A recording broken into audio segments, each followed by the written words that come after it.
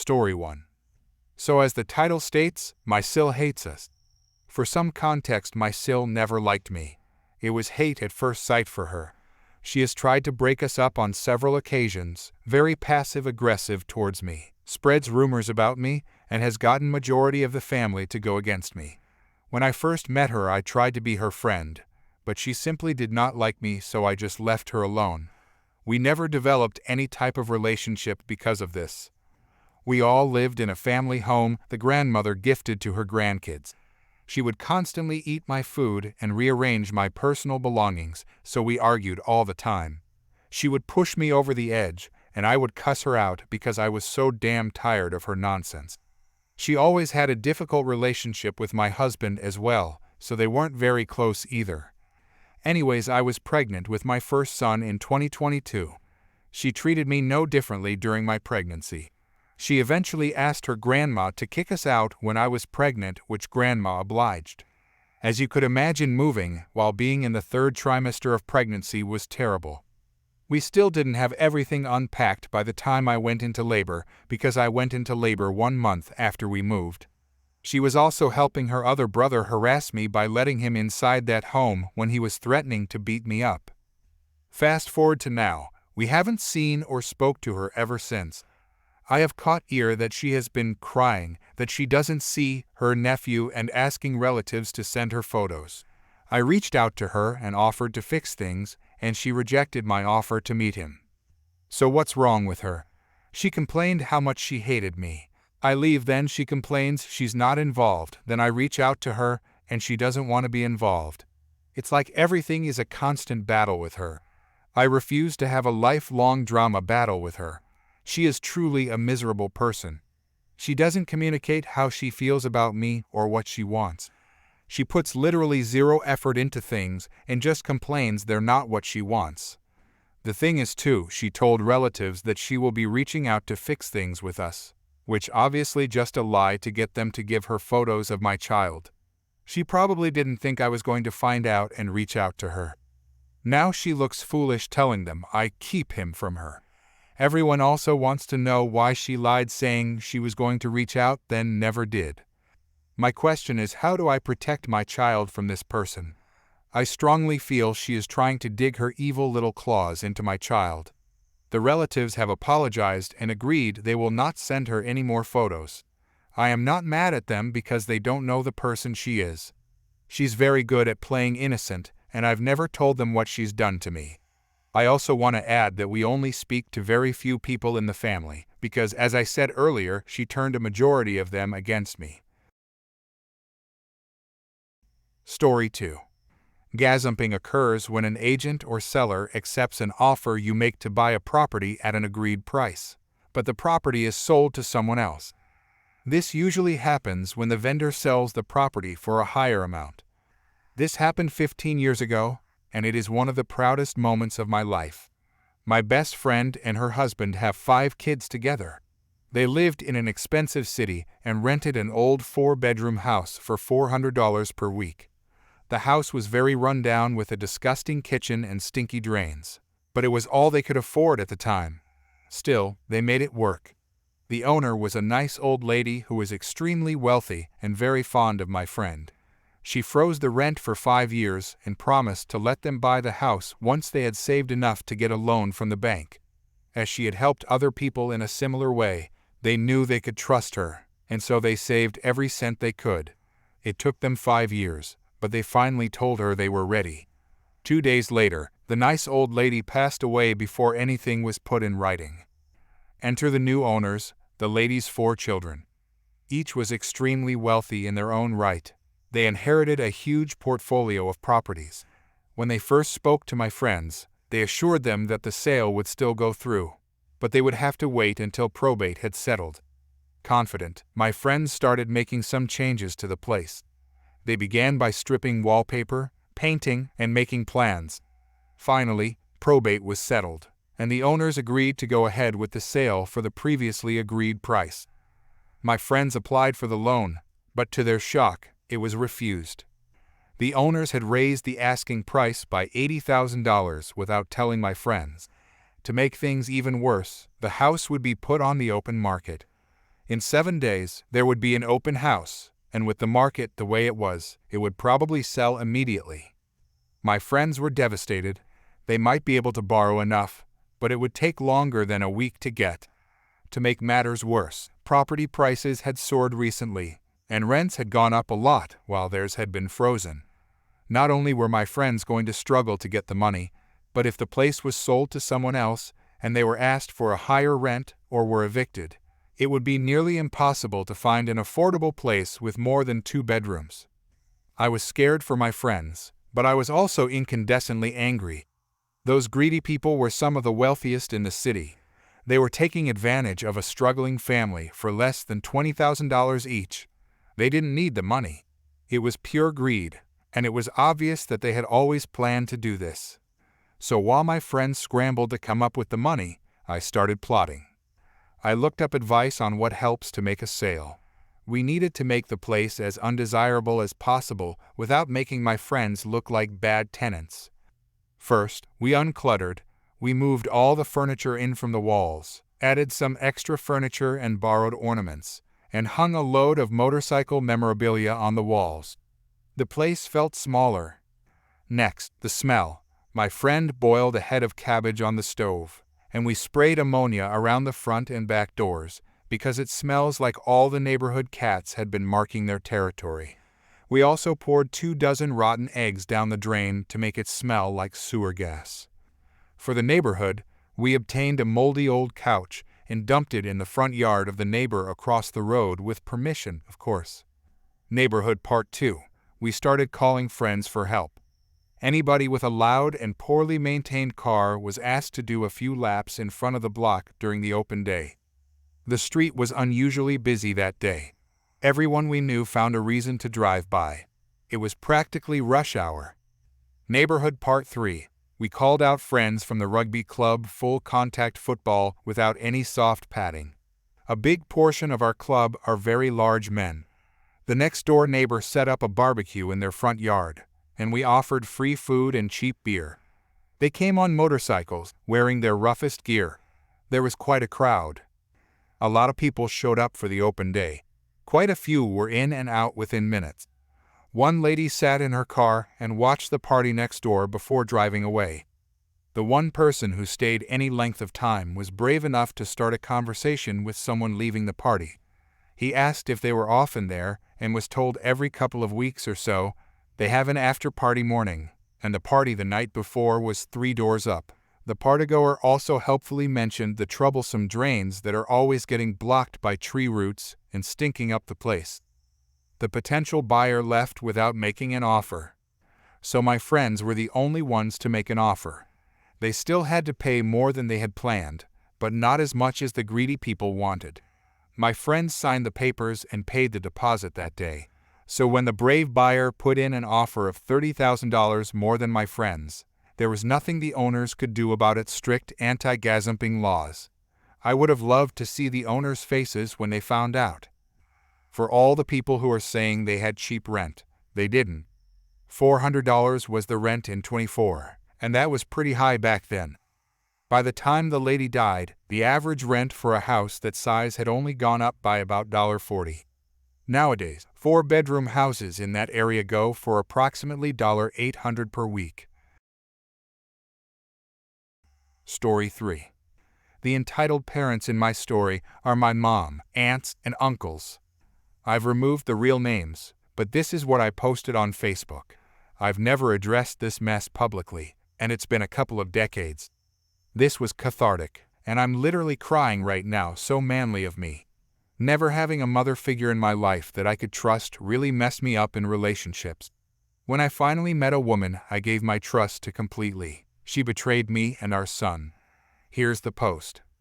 You know, for all of you who talk about how nice my mom was when she was alive, she's still the one who, when I had a broken cranium and a traumatic brain injury from getting hit by a car at age 18, threw me out of the apartment while Dad was dying in the hospital of cancer, leaving me no place to go. Nobody in the family cared. I was having seizures and blackouts and still have problems to this day. She threw me out so she could cheat on my dad with some random guy she picked up at a bar. Nobody in my family would take me in. I was literally taken in by a friend from my role-playing game group and her ex-husband because my own family thought so little of me. It would be nice if my family would stop treating me like I was the jerk all my life. My mom was a piece of work, and I did the best I could. I didn't steal from any of you, but a bunch of you stole from me, especially things like a pocket knife my dad used his meal money from his business trip to buy me from Switzerland. That was stolen by my cousin, and it meant a lot to me. I had a hard time holding down jobs because I had a hard time concentrating due to my traumatic brain injury. But I never stole from anyone. I never lied. I never cheated. I never got into drugs, alcohol, or gambling, just like my dad. And nobody from the family has ever apologized for turning their back on me.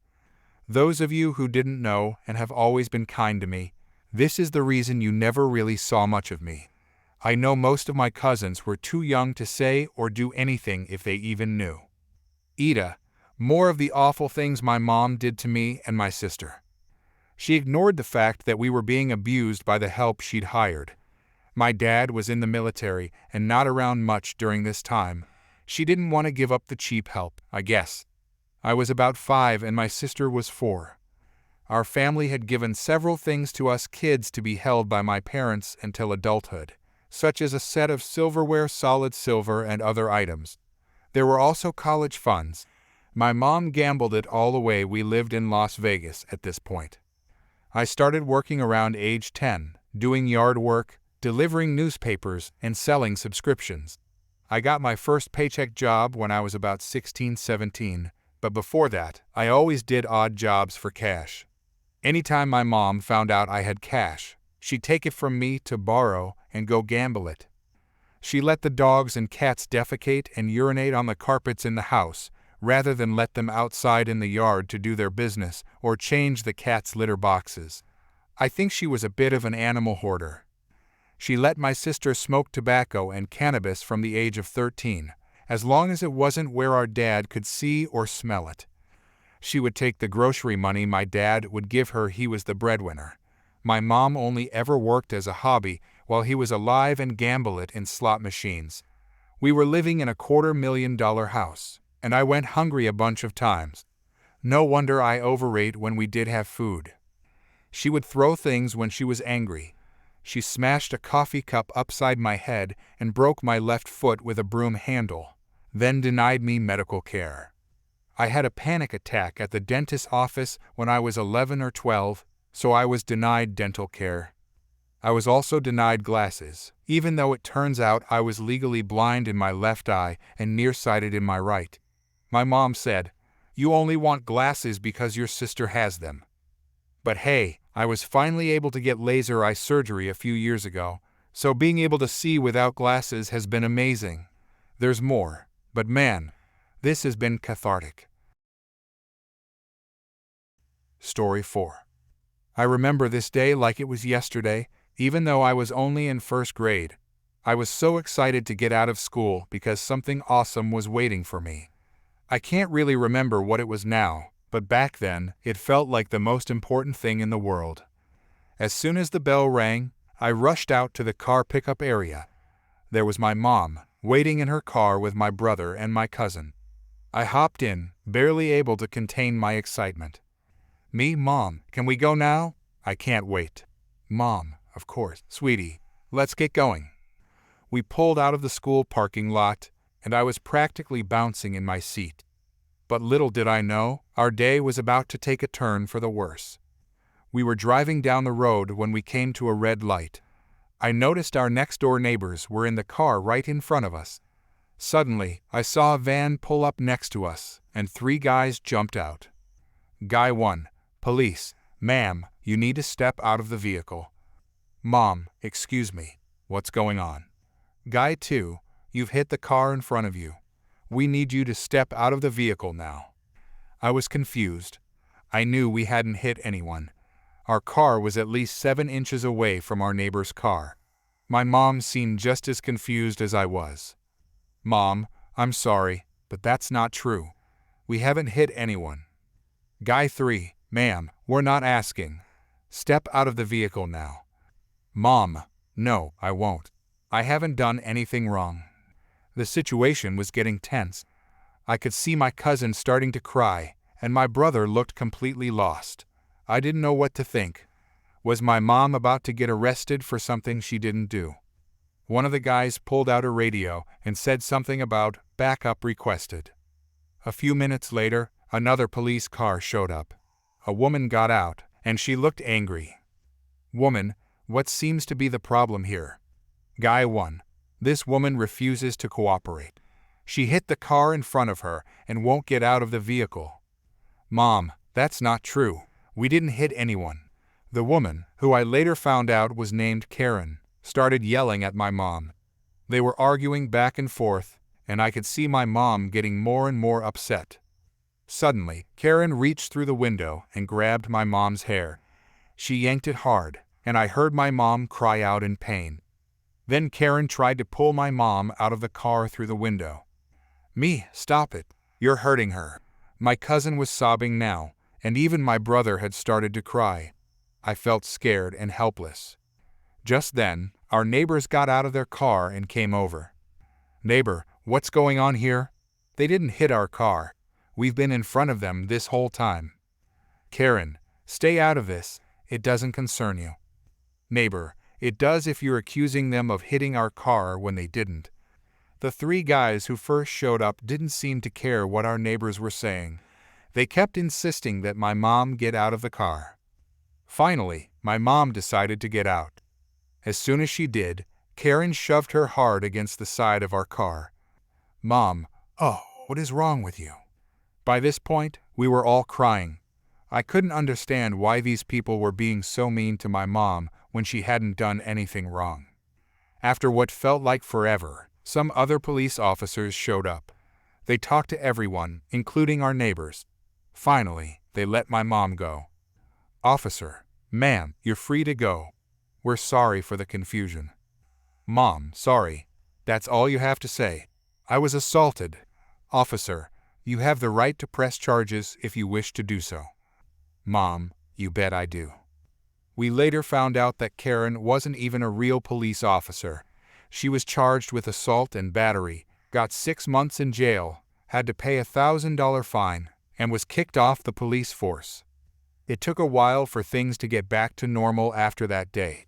My mom was pretty shaken up, and it was hard for me to trust police officers for a long time. But my mom always told us that it was important to stand up for what's right, even when it's scary. Mom, remember, kids, if you know you're telling the truth, don't let anyone bully you into saying otherwise. Looking back now, I realize how brave my mom was that day. She stood her ground even when everyone was against her, and in the end, the truth came out. I guess sometimes the entitled people of the world get what's coming to them, but it's not always easy to stand up to them. That day taught me a lot about standing up for myself and not letting others push me around. It wasn't the fun day I had been looking forward to when I left school, but it was definitely a day I'll never forget. Story 5.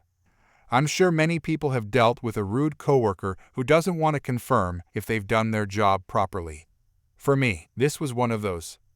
I'm sure many people have dealt with a rude coworker who doesn't want to confirm if they've done their job properly. For me, this was one of those rare moments where I was left thinking, what the heck, that's not my job. It's your job to clean this. I'm only asking you a simple question here. Yet, they continued not to respond with a proper answer. This happened yesterday afternoon while I was at work, and I'm still annoyed by the entitled behavior of this dishwasher, especially when I was being very nice about it, and because I needed clean cups to serve drinks to our customers on my floor. Cast. Me, myself.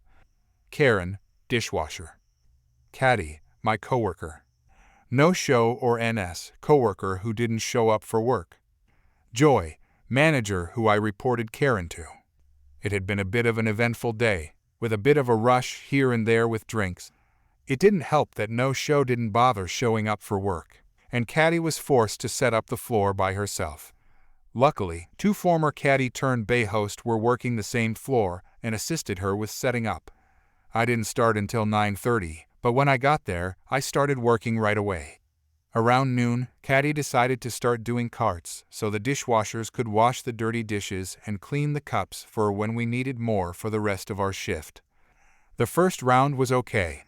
I was handling everything just fine and wasn't having too much difficulty. The second round was getting a bit harder, but the bay hosts were helping out by running their own bar drinks and also helping me out when they got the chance. Caddy eventually finished, and drinks slowed down for a bit.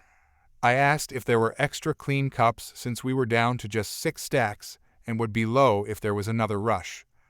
Caddy said, "I think I saw them washing the cups, but they were just sitting next to the dish pit, so I wasn't sure if they were just drying them or not.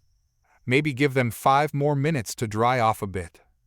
I replied, "Okay, I'll go check in 5 minutes." I ended up doing other things, and by the time I realized it, we were now down to maybe 3 stacks left. So I headed downstairs to get the cups, only to see stacks of cups seemingly still dirty and unwashed. I'll mention now that we normally place the clean stacks by a stairwell just outside of the kitchen to indicate they're clean cups. I have made the mistake of grabbing dirty cups before and was forced to bring them back down. So I decided to ask Karen if they were washed or not. I said, "Excuse me, Karen, are those cups washed yet?" Karen pulled her earphone out and said, What?" I pointed to the stacks of cups and asked, "Are those cups washed yet?" Karen replied, "I don't know. Maybe?" Confused, I said, "I thought you were going to wash them." Karen asked a different dishwasher how many cups we needed washed. Again, I mentioned, "I thought you were washing them." Caddy saw Karen grabbed a cup from the stack, sniffed it, and shoved it into my face, saying, "Smell." I literally had to lean back or get hit in the face with a cup. Karen proceeded to grab more cups, smell them, and shove them in my face repeatedly, saying, "Smell," until I just backed off, gently pushing away the cups and saying, "Can you please wash them for me? We really need some clean cups right now." About 30 minutes later, we did get a stack of clean cups, which we were happy to receive. However, there was a rush of drinks happening right then because it was a very hot day. We barely finished stacking the cups before we ran out, and I had to bring down the now empty racks back to the dish pit for the dirty cups to be stacked before bringing up a new clean stack indicated by the soaked ones now placed in the stairwell. This rush happened for almost 3 hours, and we quickly ran out of clean cups again. So I went back downstairs to get fresh ones, only to see stacks of cups just sitting next to the dish pit again. I'm looking at them, debating if they're clean or not. Karen said, "They're clean." I asked, "Are you sure they're clean?" Karen waved me away and said, Yes, go take them." I was hesitant because the stacks weren't wet or showing signs of wetness as though they'd been washed, but we needed cups too. So I brought them up, and sure enough, 90% of them were still sticky or still had soda syrup stuck to them. Caddy and I sorted through the clean ones, putting the dirty ones back on the stack to be washed again. When I started pushing it out of the elevator, Karen saw me and asked, "What, no good?" I replied, "Some of these are still dirty." Karen said, "No, I washed them. They're clean, I washed them." Before grabbing the cup again, sniffing it, and shoving it into my face to smell for myself, I leaned away from her and walked away to find a manager to let them know that Karen wasn't doing her job properly. I got to the hub manager's office and went over to Joy, not her real name since the other managers were looking over some schedules, and I didn't want to bother them. Joy asked, "Hey, what's wrong?" I said, "Karen, the dishwasher, hasn't been washing the cups." Joy, confused, asked, "What do you mean?" I explained. Earlier, Caddy told me she thought she saw them washing the cups, so she decided to come back upstairs to wait for them to dry off. But when I came down to get them, they weren't where they're supposed to be if cleaned. Then, when I asked Karen myself, she acted like she didn't know if they were clean or not and instead grabbed the cup, sniffed it, and just pushed it into my face, expecting me to smell it. Joy asked, "Why would she do that? She's supposed to know if they're washed or not. I'll go speak with her. Thanks for letting me know." I'm not sure if Joy spoke to Karen yet because it was the end of my shift, But I sure hope Karen starts actually doing her job properly, because she's been there longer than I have. She knows that during the summer, we run out of clean cups easily because of the hot weather, and the customers will demand extra drinks to stay hydrated.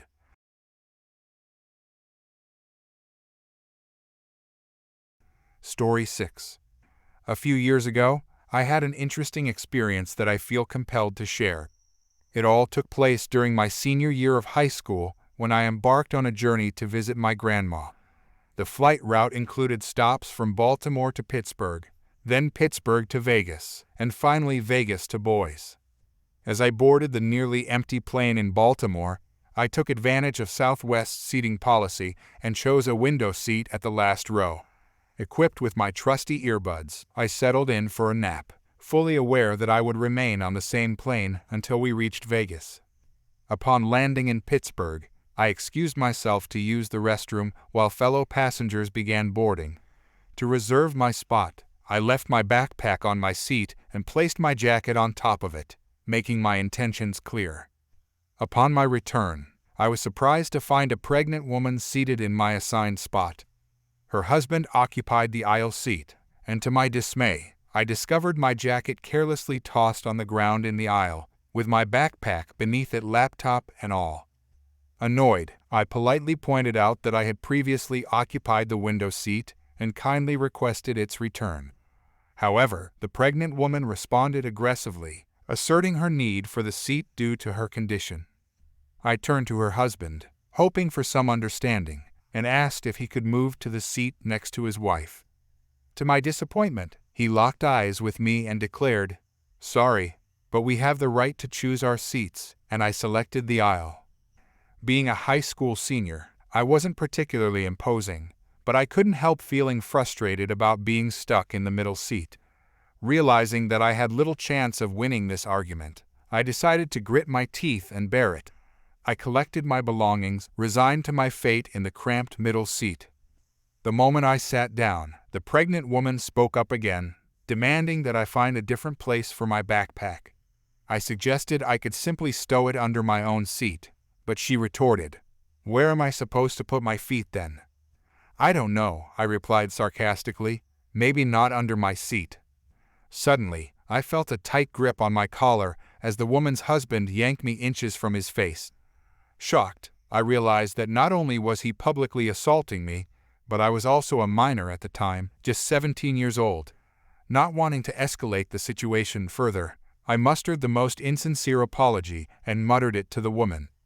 I then promptly plugged in my earbuds, attempting to drown out the tension as the flight prepared for takeoff.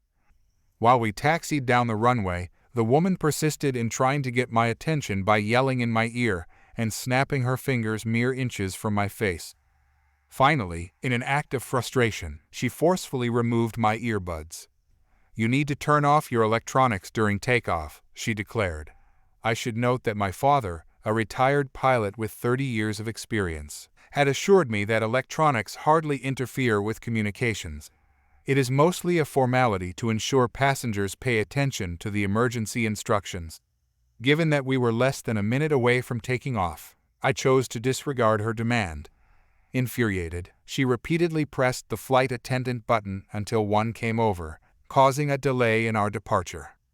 Expecting an emergency, the flight attendant hurried to us and inquired about the problem. To my astonishment, the pregnant woman accused me of refusing to turn off my electronics, proclaiming that I was attempting to endanger the entire flight. As the gaze of all passengers fixated on us, I realized the need to defuse the situation, so I obediently powered down my device. The flight attendant then proceeded to lecture me on the importance of following regulations, while the woman reveled in her perceived victory, making sure to emphasize how the flight attendant had validated her claims. As the flight soared through the air, the intercom announcement informed us that we could now use our electronic devices. Eager to escape the ongoing conflict, I plugged in my earbuds and turned up the volume. However, my moment of peace was short-lived, as I felt an aggravated tapping on my shoulder just 5 minutes later. I turned to face the pregnant woman. "You need to turn that down. It's bad for the baby," she asserted. Although my music was slightly louder than usual, it was hardly at a level that could harm an unborn child's hearing. Taken aback by her request, I firmly replied, "No." However, realizing the potential for further escalation, I quickly changed my tune when she reached for the flight attendant button. Employing a trick I had learned, I pretended to lower the volume 3 times by swiftly adjusting it twice down and once up. "Is it better now?" I inquired, to which she responded with a curt "more." So, I begrudgingly reduced the volume once more. Before I could even reinsert my earbuds, she interjected, "It's proper etiquette to engage in conversation with your seatmate." Yet, I chose to ignore her remark. Hoping to catch some rest, I reclined my seat and closed my eyes. To my surprise, I managed to drift off into slumber for about an hour, considering it was a 5-hour flight. When I awoke, I discovered that the woman had positioned her foot on my backpack, which contained my laptop. Annoyed by her audacity, I subtly adjusted my foot, making it uncomfortable for her to keep her foot in that position. Startled by the sudden discomfort, she hastily stood up. Anticipating a potential outburst given her propensity for overreacting, I was relieved when she simply headed towards the bathroom, successfully bypassing me and her husband. In that moment, a brilliant idea struck me. As soon as she entered the bathroom, I swiftly gathered my belongings and prepared to move them to the coveted window seat. However, my plan was foiled when I felt a hand grab my arm. I hadn't considered the intervention of her husband. "You are not taking my wife's seat," he warned. "Sir, I must warn you that you are grabbing a minor, and if I so choose, I could claim that you are attacking me at any moment," I calmly responded. He released his grip, allowing me to reclaim my original seat by the window. When the woman returned, she was seething with anger, demanding that I move immediately. The flight attendant, now curious about the commotion, intervened. To my surprise, this time she sided with me. When she asked the husband to make me switch seats, I locked eyes with him, and he retreated to his book, unwilling to engage. Meanwhile, the woman begrudgingly settled into the middle seat, her fury palpable. Fortunately, my decision to relocate spared me from the constant disruptions caused by her frequent bathroom visits. The remainder of the flight progressed without major incident, aside from her intercepting my bag of pretzels when the drink cart came by. In response, I retaliated by closing the window shade as we commenced our descent into the Las Vegas airport. After disembarking from the plane, I decided to grab a drink and some food at Burger King before proceeding to my next gate. Once I found a seat near the gate, I quickly devoured my fries and burger. 10 feet away from my seat, I headed across the hall to dispose of my garbage. However, upon my return, I was taken aback to find the same woman now occupying the seat where I had placed my bag. She had moved it to the floor right in front of her, wearing a smug grin, evidently believing she had emerged victorious. Feeling a sense of defeat after losing 2 seats to this woman, and enduring a lack of sleep and patience, it was time to take action. Approaching her, I locked eyes with her and raised my right hand, fingers spread, hovering it over her stomach. Without breaking my serious expression, I looked down at my hand and then back into her eyes. "I just cursed your baby," I uttered.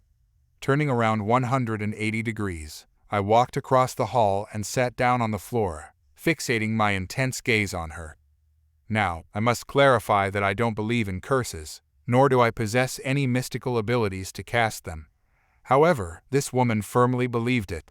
Her face turned expressionless, and she began weeping silently while I observed the scene unfold. Her husband rushed over to see what had happened, and upon hearing her account, he stormed towards me. He knocked the drink out of my hand, grabbed me by the collar, and got right in my face, seething with anger. However, the situation escalated quickly as security guards swiftly intervened. Recognizing the severity of the situation, the guards apprehended the man. It was clear that the FA doesn't take security lightly. One of the guards approached me to inquire about the cause of the altercation, and I explained that the woman had taken my seat, and I made a comment under my breath that had provoked her husband's anger. The officer requested my identification and saw that I was a minor. He inquired whether I wished to press charges, and while I expressed my desire to do so, I also emphasized my reluctance to miss my flight. Understanding my predicament, the officer let me go but alerted the Southwest gate attendant to keep an eye on me in case further information was needed. As a result, I was allowed to board the plane early, and I promptly chose an aisle seat, eager to see if the woman would join the flight. However, to my satisfaction, she never made it onto the plane, which took off without her. Midway through the flight, a flight attendant approached me and asked if I had indeed placed a curse on the baby. In response, I simply stated, "I don't know magic."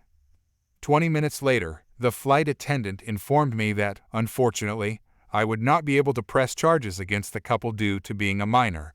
However, she did share that they had missed their flight and would have to purchase new tickets with another airline for their final destination. With just 5 words, I had cost this unpleasant woman and her abusive husband approximately $500.